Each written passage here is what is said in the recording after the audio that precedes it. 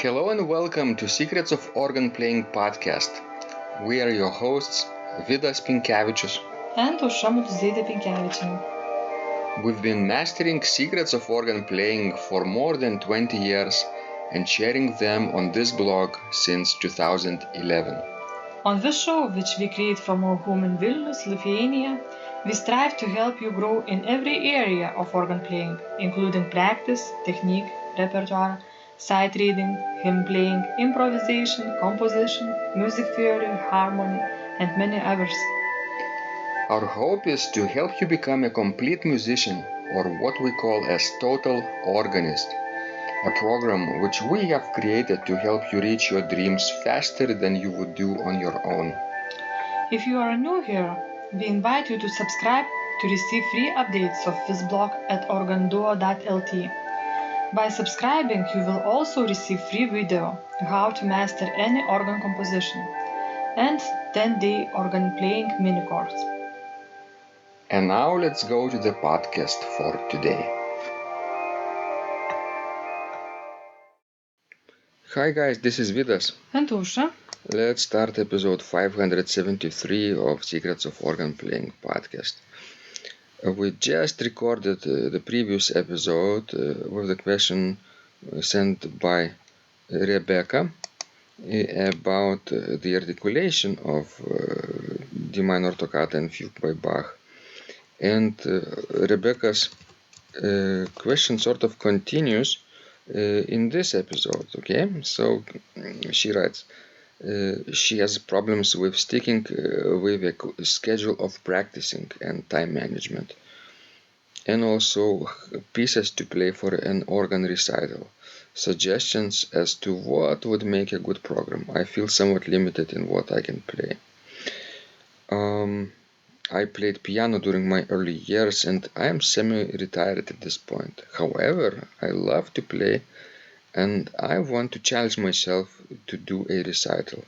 I'm thinking of the Bach piece, which has not been done in our recital programs in the last year, and the Westminster Carillon. Thank you for your input. So basically, Aušra, let's talk a little bit about scheduling, schedule of practice and time management. By the way, these are courses in our Total Organist program. Yes. So if she's interested in joining Total Organist, at least for some time, she could really take advantage of our programs. So we talk about practicing, but in general, schedule of practice is it depends on each person, right, Aušra? Sure. For me, it seems that in Rebecca's case, she needs, to set up a date for a recital if she really wants to do it. And in that way, she will feel the pressure of it coming up. And then she will manage her time much better. You think so? Or in other case, she will have to cancel it. You think so? I've heard people play badly in recital, even though they scheduled a date in advance and they knew that due date is coming up, but they don't understand their true situation, wisely enough, and they still don't take it seriously. You know whom I'm talking about. Well, of course, there are people like this, but that's what I would do.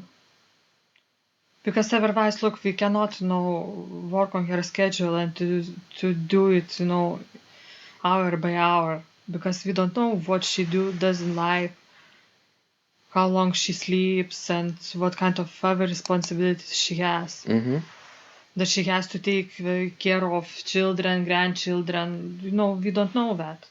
So basically, when you schedule a recital, a good solution is to play a run-through of the recital 2 months before the date.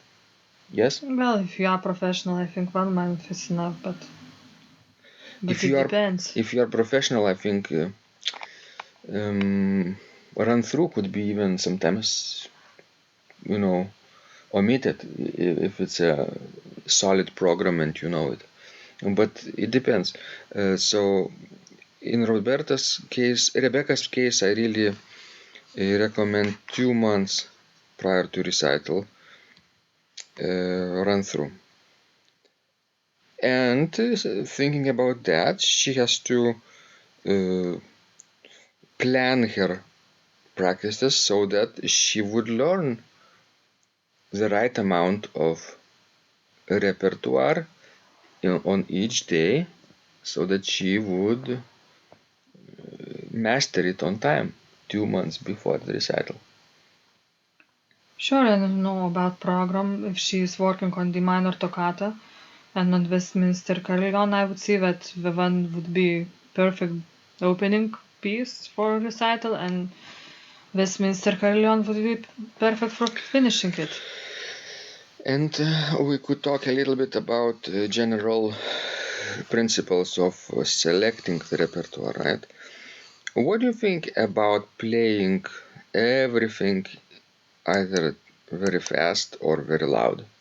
I think it's very disrespectful to the audience in general and to the organ itself. You haven't been to our last recital at church, but and I'm very glad about it. But from what I heard about one it. of the guest organists played for an hour and 20 minutes with only, I think, one piece, soft and slow, and maybe some variations of another piece, a little bit softer too. But other than that, it was loud and fast all the time. It was French 20th century music, beautiful pieces by Tournemire, by Durufle, by Dupré, by Cocherot. They all amazing pieces, but not together, you know. They have to have some contrast. And I've heard complaints from listeners downstairs that in general it was a nice recital, but too loud. So you need to, respect your audience, basically, and think about them. So basically, you need to play various music. Loud and soft, fast and slow, and keep sad and joyful, and keep a good balance among them. Because again, if you will play everything soft and slow, then audience probably will either leave or fall asleep. But if you will play loud and fast all the time for an hour and 20 minutes, everybody probably would just go mad. Exactly. Well, also think about your program like a one continuous piece, one continuous musical story, like a movie, right? You have to have culmination in a movie. You have to have a strong beginning, right? Otherwise, your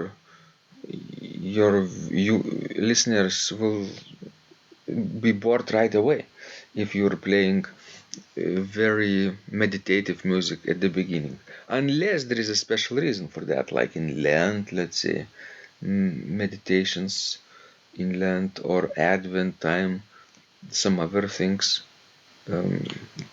Like now I just, the thought came to my mind, let's see, about the Third Symphony by Louis Vierne. It consists of 5 movements. It has, fast and loud opening and finale. It has, the third movement of this symphony is, very playful and joyful scherzo, virtuosic, and the second and the fourth movements are sort of slow, meditative style. Normally, those symphonic pieces are written with contrasts in mind, of course, and if that organist would have selected 2 symphonies, let's say one symphony by Vierne and another by Dupré, let's say, that would be fine, right? That would be fine because each work has many contrasting sections and episodes, so it would be built-in success. But he selected, just the pieces from the cake, from each symphony or from cycle. Just the sortie, just the toccatas, Yes, just loud and fast Loud and fast. stuff. Well, anyway, I think, you also need to think, about the timeline of composers, on your program, because sometimes people start with, early music, and then we would go to the modern stuff. That's okay too. You could do some Baroque pieces and some Romantic pieces and finish with, let's say, 20th century or 21st century. And you know why it works? Because musical language in those pieces will be gradually, probably increasing in difficulty, and the tolerance of dissonance in listeners' ears will be also readjusted with each piece. If you start to play with very dissonant piece right from the start, it might shock the listeners, right? But on the other hand, if you play your entire program from modern music, and each of them has contrasting sections and episodes, this commonality might unite your program, and actually that would not be as tragic. But you need to be careful about playing only modern music. When we say modern, it could mean a lot of different things. I know, but I'm meaning sort of like New Vienna style. Viennese? Yes, Viennese style. Dodecaphonic? Atonal, basically atonal, yes. Or expressionists. Yeah, 20th century saw a lot of different movements, including minimalist music, minimal, which is very easy to listen to. It was like a reaction to dodecaphonic music. I think, like, for general audience, you might, add one of that kind of pieces in your repertoire, in one concert. If you will, include all pieces like this, then again you will lose your audience. Because when we are talking about these specific 20th century compositional techniques, I think it's in general wise way to introduce people to compositional techniques about what is done in the piece. Otherwise, we might not get an idea what was it about. You're right. It's nice to talk between the pieces. Yes, or at least write down the program notes, the program notes. Good. This is good enough for starting the discussion and thinking about it. For closing, I would like to point out that if there is an anniversary of the composer, you can play only the pieces of that composer. This is fine, I think. There is a reason to do that, right? Or one stylistic period of one historical period of organ composition, one country, if there is an instrument that fits this country very well, that's fine. But it has to be explained for the organist also. Yes. Why you chose this. Exactly, because variety in your program will be somewhat limited then, if you are unifying your program, right? And then your listeners might need an explanation. Thanks, guys. This was Vidas. And Usha. Please send us more of your questions. We love helping you grow. And remember, when you practice, miracles happen. This blog is supported by Total Organist, the most comprehensive organ training program online, where you will find courses for every area of organ playing, including technique, practice, sight reading, repertoire playing, hymn playing, improvisation, composition, music theory, and harmony, with hundreds of scores and thousands of exercises. Here is what some of the students are saying. Hugh writes, "The sight reading course has helped me tremendously. Thank you very much for your SS courses and all your help." Robert writes, "I found the fingerings, registration ideas, and general comments to be excellent." John writes, "I have found your download very helpful. It was really excellent. I have watched some of your teaching videos, and when I read your instructions, I tried to imagine you were teaching me. You may feel disappointed that I am 2-3 days behind, but I am a slow learner, and I have committed to taking the time to get it right, as you say. But the other night my wife commented that she had never heard me play such a detailed melody in the left hand so well. My left hand is generally poor. Robert writes, "It has been a great pleasure in my life of having discovered your courses and material as well as the YouTube work of recordings. You have a calm and pleasant way of teaching." Ron writes, "Hi Vidas and Osha, thank you guys. What a wonderful response to my email note to you. You've got me right, and I feel you understand my level of playing. Yes, at home, and lucky that I have an organ for that reason. I am paying attention to this, and I am going to try this haha no longer secret model. Yes, and I love Cesar Frank too.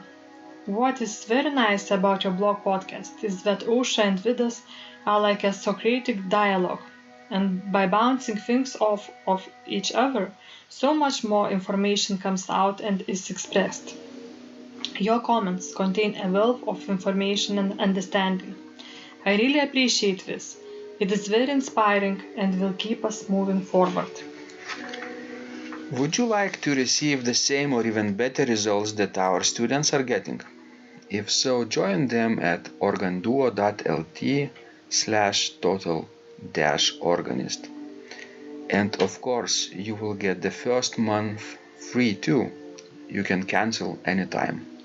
Also, if you haven't yet subscribed to receive free updates of this blog, make sure you do that at organduo.lt. By subscribing, you will also receive free video, how to master any organ composition, and 10-day organ playing mini course. This was Vidas. And Osha from Secrets of Organ Playing. And remember, when you practice, Miracles happen.